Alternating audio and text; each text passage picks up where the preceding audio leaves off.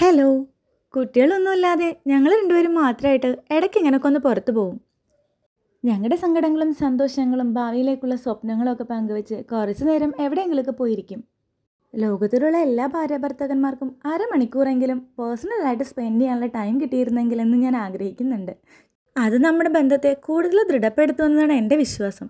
ഇന്നങ്ങനെ പോകുമ്പഴി തോപ്പുംപടിയിൽ പായസക്കടയിൽ കയറി ഒരു പാലട കുടിച്ചു. പിന്നെ തൊട്ടപ്പുറത്ത് തന്നെ കേക്ക് ഹട്ടിലൊന്ന് കയറണമായിരുന്നു.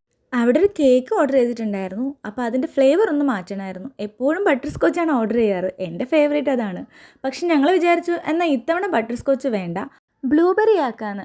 ഒരു 2 വർഷം മുന്നേ എൻ്റെ ബർത്ത്ഡേക്ക് ലിനേഷ് ഒരു വട്ടം വാങ്ങിച്ചിട്ടുണ്ട്. പക്ഷെ അന്ന് ആ ഫ്ലേവർ എനിക്ക് ഇഷ്ടപ്പെട്ടില്ല. അതുകൊണ്ട് പിന്നെ വാങ്ങാതിരുന്നത്. പക്ഷെ ഇത്തവണ വിചാരിച്ചു അത് തന്നെ ആയിക്കോട്ടെ എന്ന്.